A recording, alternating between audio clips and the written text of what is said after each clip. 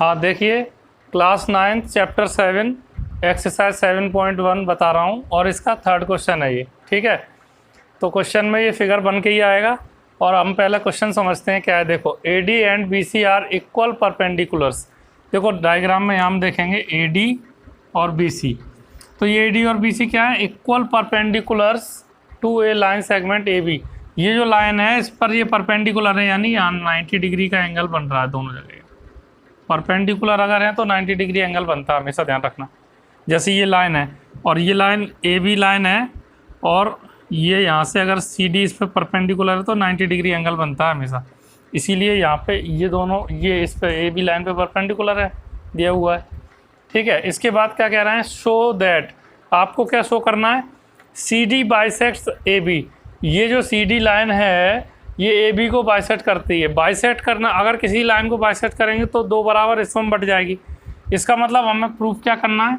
अगर हम यहाँ देखें टू प्रूव में अगर हम देखें तो हमें प्रूव करना है ओ A is equal to O B. हमें क्या प्रूव करना है? ओ A is equal to O B. O A is equal to O B यानी ये दो बराबर भागों में अगर बट जाती है तो इसका मतलब ये लाइन इसको बाइसेक्ट करती है।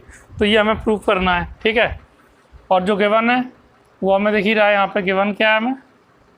हमें गिवन है A D and B C are equal. तो ये इसको ऐसे नहीं लिखते हैं, सवाल में ही जो है ये आ जाएगा, क्योंकि दिया हुआ है तो गिवन में लिख देंगे सीधे हम।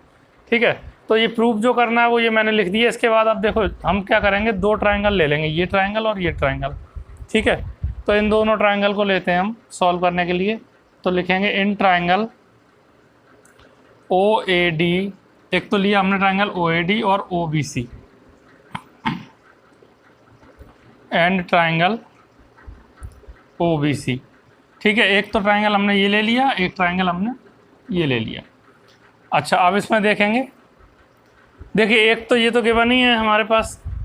ठीक है, ये साइड और फिर ये एक एंगल है। ठीक है, तो सबसे पहले हम एक काम करते हैं, ये एंगल ले लेते हैं जो एंगल हमें दिया हुआ है 90 डिग्री का। तो हम क्या लिखेंगे? एंगल सी, यहाँ से लिख देंगे ओ बी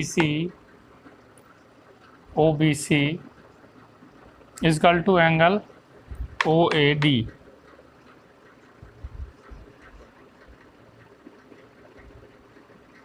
नाइन्टी डिग्री, दोनों एंगल 90 डिग्री के।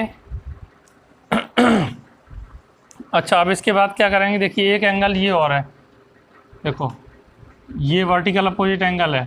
तो फिर हम क्या लिखेंगे? B O C, angle B O C equal to A O D, equal to angle A O D. फिर से देखें, एंगल बी ओ सी और ए O D.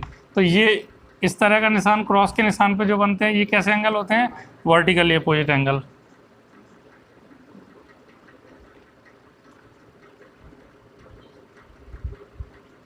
Vertically opposite angle. इसके बाद हम क्या करेंगे? अब देखिए इसके बाद ये गिवन है हमें, देखो A D equal to B C. ठीक है, यहाँ दिया हुआ है A D and B C are equal perpendicular है। तो A D equal to B C, ये हम लिख देंगे गिवन।